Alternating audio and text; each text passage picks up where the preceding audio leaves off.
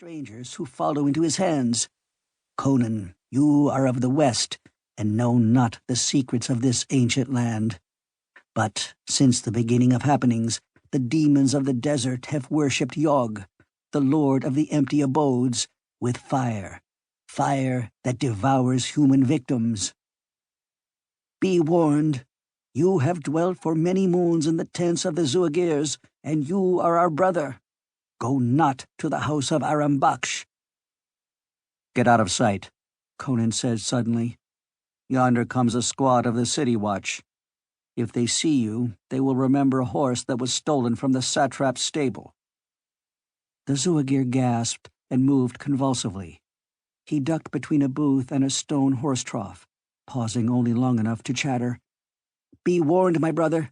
There are demons in the house of Arambaksh. Then he darted down a narrow alley and was gone. Conan shifted his broad sword belt to his liking and calmly returned the searching stares directed at him by the squad of watchmen as they swung past. They eyed him curiously and suspiciously, for he was a man who stood out even in such a motley throng as crowded the winding streets of Zamboula.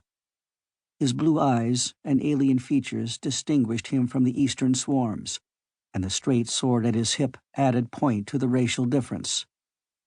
The watchman did not accost him, but swung on down the street, while the crowd opened a lane for them. They were Pelishtim, squat, hook-nosed, with blue-black beards sweeping their mailed breasts. Mercenaries hired for work the ruling Turanians considered beneath themselves, and no less hated by the mongrel population for that reason.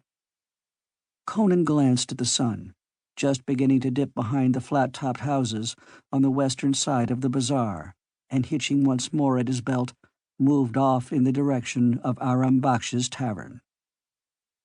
With a hillman's stride, he moved through the ever-shifting colors of the streets, where the ragged tunics of whining beggars brushed against the ermine-trimmed khalats of lordly merchants and the pearl-sewn satin of rich courtesans.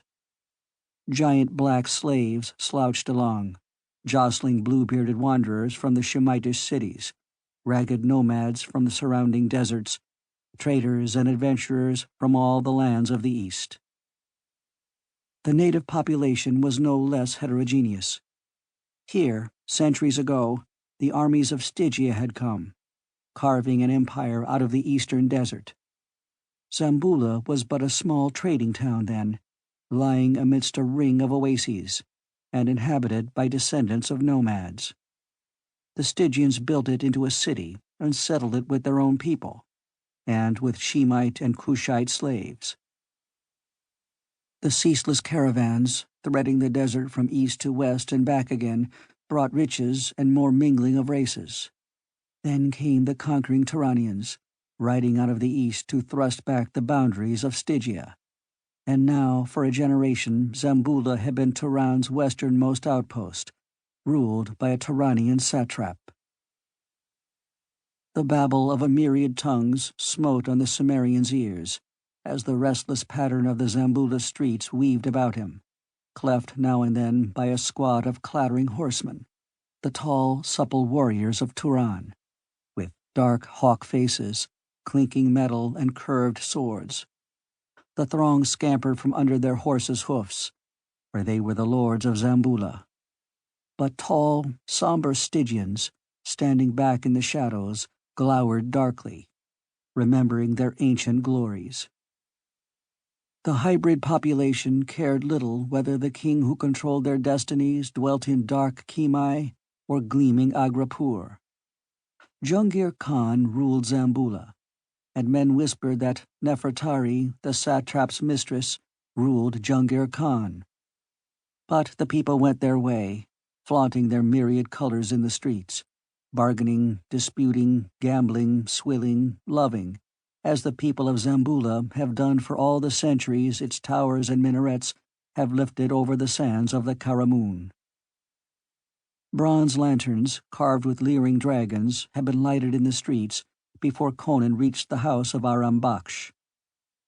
The tavern was the last occupied house on the street, which ran west. A wide garden, enclosed by a wall, where date palms grew thick.